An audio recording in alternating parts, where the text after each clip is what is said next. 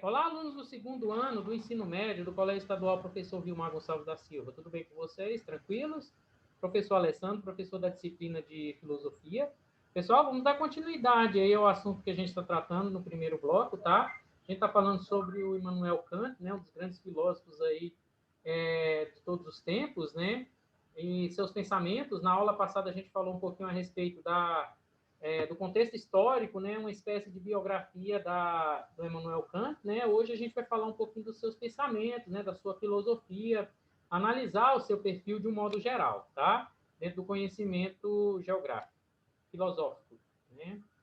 Bom, Immanuel Kant ficou conhecido aí por ter formulado o que ele denominou de ser uma revolução copernicana da filosofia, né? Ele era grande leitor do racionalista Gottfried Wilhelm Leibniz, né? E do empirista inglês David Hume. Kant tratou de juntar elementos, né, das duas correntes que mais movimentaram a filosofia europeia moderna em uma teoria criacista, sem cair em qualquer tipo de relativismo, né? Então, ele resolveu estudar todas as correntes de pensamento racionalista e as correntes de pensamento empiristas, né? O idealismo transcendental de Kant, né, construiu uma complexa teia de conceitos para explicar que nem o empirismo estava certo e nem o racionalismo explicava plenamente o conhecimento humano. Então, nenhum e nem outro, né, por mais que existia esse embate entre a ideia de percepção empírica e a ideia de percepção racional do interior do cérebro, da percepção racional do humana, né? Nenhuma das duas estava definitivamente ou absolutamente corretas. Para Kant, o conhecimento em si, ele é obtido com base na percepção do que ele chamou de coisa em si, que é o objeto, né? Você perceber, analisar, a captar todos os movimentos daquele objeto. Tá? Esse processo dá-se pelo que o pensador denominou de intuição, e é a racionalidade, por meio das faculdades mentais que proporcionam ao ser humano o conhecimento.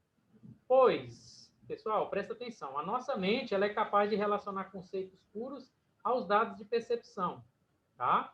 Então, conhecimentos puros voltados para o lado racional e a percepção pelo empirismo. Tá? Para Kant, a coisa em si e o conceito transcendental sendo a nossa relação com os dois elementos, estritamente pessoal e psicológica. Mas o fato de haver assim um conceito universal que serve de parâmetro impede que a teoria kantiana seja relativista. Então, na realidade, o Kant ele defendia, dentro da sua argumentação relativista, as duas linhas de pensamento caminhando lado a lado, tá? Nenhuma mais que a outra, ou seja, cada uma delas em equilíbrio permanente, tá? No campo moral, Kant formulou uma teoria chamada metafísica dos costumes, baseada no imperativo categórico. O que significa isso? Que tenta desfazer qualquer relativismo moral, empregando forças para descobrir as máximas ou leis morais universais. Ou seja, descobrir a essência da moral, descobrir a essência do conhecimento humano, relativizando, né, as duas formas de pensamento, as duas formas de percepção, né, de correntes de pensamento. Eu não posso, né, segundo Kant, dar prioridade somente ao racionalismo, como também dar prioridade somente ao empirismo. Tá? Eu tenho que fazer a junção, a união e a análise geral das duas correntes de pensamento para mim ter o quê? Uma conclusão mais detalhada. Então, isso ele chamava, né, o imperativo categórico. Para Kant, existe um dever universal baseado em leis morais e esse deve ser submetido ao estrito cumprimento das leis morais em qualquer situação racional. O ser humano ou qualquer outro ser racional deve cumprir aquilo que é estabelecido pela lei moral. Né? Então, existe uma certa concepção, né, de unir, né, o cumprimento das leis, né, com um dever universal. Né? Aquela lei, aquela moral que já nasce intrínseca no ser humano, né? De ser civilizado. Então, ele une esses bons costumes, né? Vamos dizer assim, juntamente com as leis escritas morais, né? No campo político, Kant escreveu o livro A Paz Perpétua, em que ele elabora um tratado de paz e cooperação universal, imaginário entre os estados, né? Então, essa obra dele, né, serviu aí de análise política, né, principalmente por determinados estados. Inclusive, o Kant ele tem uma grande facilidade, né, nos seus conceitos, nas suas concepções de Estado democrático, de direito humano, de direito à vida, né, como a gente tratou na aula passada. O direito à vida foi fundamental, inclusive a Organização das Nações Unidas, na parte da Declaração dos Direitos Humanos, né, usaram alguns princípios, né, para descrever a Declaração de 1948, usaram alguns princípios kantianos, né, de Kant, Immanuel Kant. Bom, esse tratado de inspiração iluminista e republicana visava garantir a paz entre as nações, o respeito aos direitos humanos e à vida. A obra kantiana, publicada em 1795, influenciou fortemente a consolidação da Organização das Nações Unidas mais de 150 anos depois, né? Então, até mesmo a fundação, a formação das Nações Unidas, né, o objetivo central da ONU, né, foi inspirada justamente nessa percepção de vida, né, criada com essas ideias iluministas, né, de Kant desse período. Aí eu deixo uma frase aí, ó, cada coisa tem o seu valor, o ser humano, porém, tem a dignidade, né? Kant também escreveu um artigo denominado O que é esclarecimento? Ou o que é iluminismo? A relação estabelecida entre iluminismo e esclarecimento dá-se na tradução de termos para o alemão. A palavra Aufklärung, né, designa simultaneamente esclarecimento e iluminação na obra de Kant. E, na realidade, pessoal, se a gente for analisar o movimento iluminista, da qual Kant é um percussor aí, né, um dos que receberam essa influência iluminista, né, é uma abertura, né, das formas culturais de pensamento, né, modernizando, avançando e diferenciando daquele modo tradicional e dogmático que a igreja colocou naquele período da Idade Média, né? Elaborado em estilo de resposta à pergunta, o texto defende que o ser humano deve sair da menoridade, que seria o estado de desconhecimento que impede o desenvolvimento autônomo.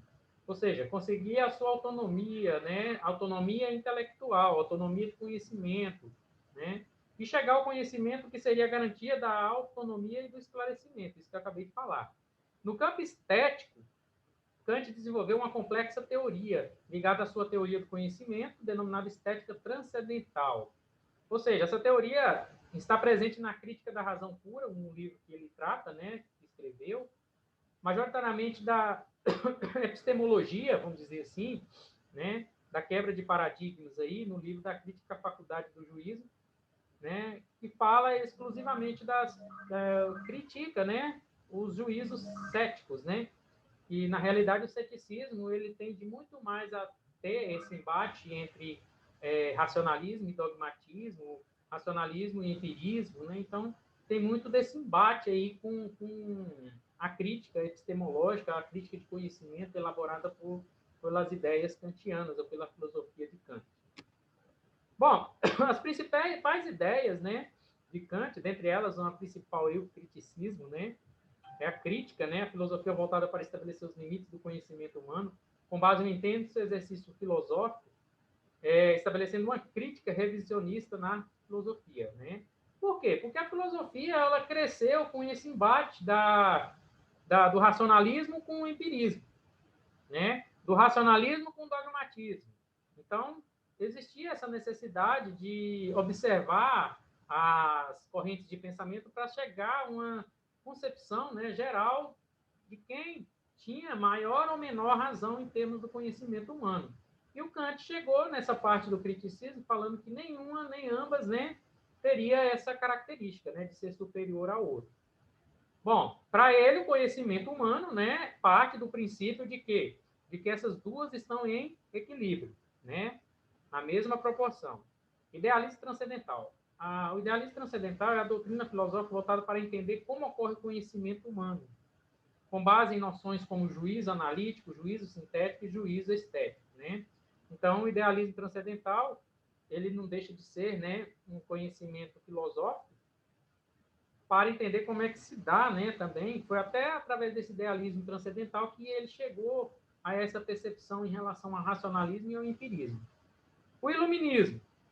Indicação de uma iluminação por meio do conhecimento é o requisito para a formação de uma mente autônoma. Isso que a gente falou durante o texto, né? O iluminismo ele serviu de base para a abertura, né, e amplitude do conhecimento científico, da qual as pessoas se tornam autônomas, né, de qualquer linha de pensamento.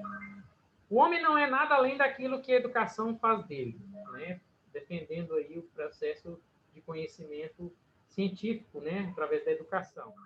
A dignidade é um direito humano, outro aspecto também muito utilizado pela ONU, né, baseado aí nos princípios iluministas de Immanuel Kant. Bom, e por último, dentro dessas principais ideias de Kant, aí nós temos o imperativo categórico. É a formulação de uma lei moral máxima da ação ética em qualquer situação, né? O imperativo kantiano pode ser formulado da seguinte maneira, age de tal maneira a tornar a ação uma lei universal. Isso significa que a ação deve ser universalmente correta ou estar em qualquer situação em correspondência com o dever. Ou seja, a lei tem que ser universal e a ação tem que corresponder de acordo com o dever, né? Dentro desse princípio correto, dentro desse princípio ético, né, e moral. Há também a máxima, né, do imperativo categórico, age de tal modo a utilizar a natureza e as pessoas como fim e nunca como meio.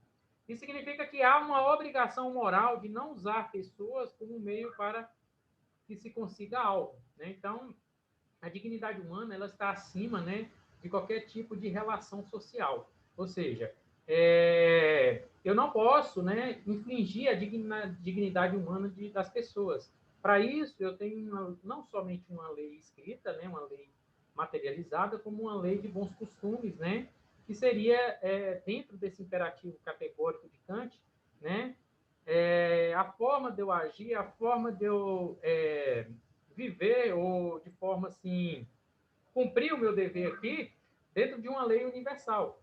Quando eu digo lei universal, eu estou me referindo a uma lei que não é muitas vezes escrita, mas uma lei de costumes, né? Hábitos e costumes próprios da pessoa, ok? Bom, pessoal, isso aí são as ideias, né, de Kant, para que a gente possa iniciar aí, né, várias concepções desse grande filósofo aí da modernidade, né? Esse grande repercussor e influenciador do iluminismo, ok? Obrigado a todos pela atenção, pela participação. Espero que tenha passado para vocês as noções básicas aí das obras e pensamentos do Immanuel Kant, né, esse grande filósofo. Quero falar para vocês, continuem prevenindo aí contra a pandemia do coronavírus, né? Ainda não passou essa fase crítica, né? Estamos esperando a imunização. Bom, lembrando a vocês também que essa e as demais aulas, elas estão disponíveis no meu canal de Cerrado. Sempre que vocês necessitarem ir em busca de rever alguma das aulas, né, basta acessar o meu canal, ele está disponível a vocês aí, ok? Do mais, quero agradecer a participação e a presença, um forte abraço e até a próxima.